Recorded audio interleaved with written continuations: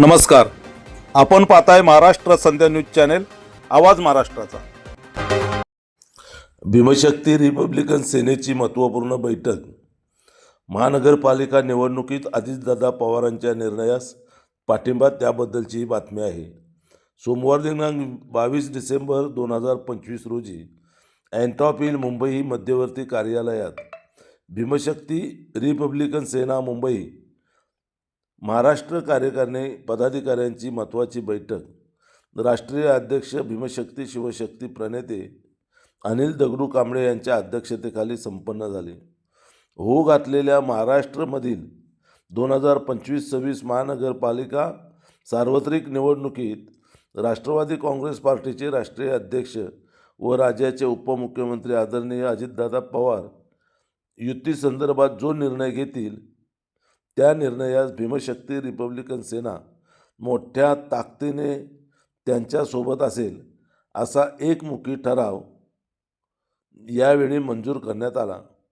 नुकत्याच झालेल्या महाराष्ट्रातील स्थानिक स्वराज्य संस्थांच्या निवडणुकीत राष्ट्रवादी काँग्रेस पार्टीने जे घवघवीत यश मिळवले त्याबद्दल राष्ट्रीय अध्यक्ष तथा उपमुख्यमंत्री नामदार अजितदादा पवार यांच्या अभिनंदनाचा ठरावही या बैठकीमध्ये करण्यात आला.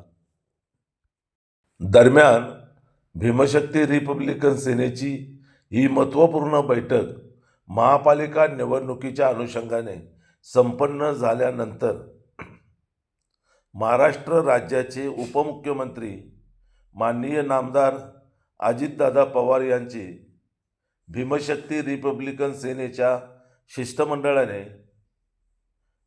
त्यांची सदिच्छा भेट घेतली. या भेटीमध्ये राष्ट्रीय अध्यक्ष अनिल दगडू कांबळे उपस्थित होते. दरम्यान 24 डिसेंबर 2025 रोजी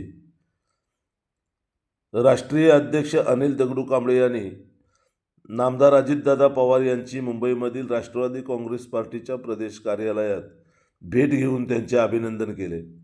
भीमशक्ती रिपब्लिकन सेनेला मुंबईमधील धारावी प्रभाग क्रमांक 183 अनुसूचित जाती महिला व प्रभाग क्रमांक 18 सर्वसाधारण पुरुष मतदारसंघामध्ये भीमशक्ती रिपब्लिकन सेनेच्या पदाधिकाऱ्यांना निवडणूक लढवण्यास संधी द्यावी, तसेच 2025-26 बृहन्मुंबई महानगरपालिकेच्या एक स्वीकृत सदस्य अर्थात नगरसेवक संविधानिक पद मिळण्यासाठी नामदार अजितदादा पवार यांना यावेळी निवेदन देण्यात आले.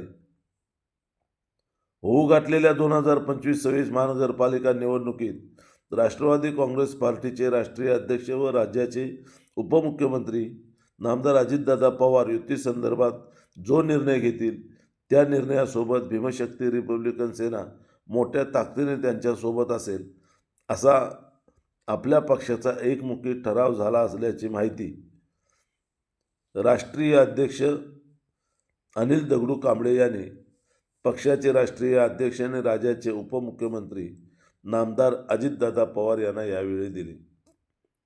राष्ट्रीय अध्यक्ष अनिल दगडू कांबळे यांच्या नेतृत्वाखाली उपमुख्यमंत्री अजितदादा पवार यांना एक सविस्तर निवेदन दिले.